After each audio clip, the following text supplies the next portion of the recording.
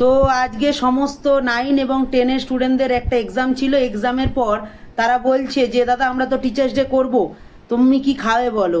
তখন আমি বলেছি আমি তোমাদের খাওয়াবো না, তোমাদের টিচার্স ডেও করতে হবে না। তো ওরা বলেছে না টিচার্স ডে করবোই এবং তোমাকে কিছু খাওয়াতে হবে।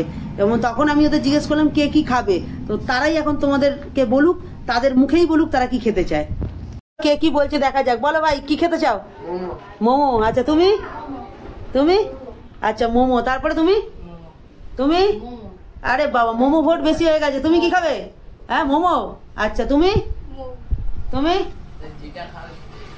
যেটা খাবে সেটাই খাবে। সাহিল ভাই মোমো, সেই না মোমো। আচ্ছা তুমি চাউমিন। চাউমিন খাওয়া? উড়িয়ে বাবা চাউমিন খাওয়া। হ্যাঁ মোমো। তুমি মোমো।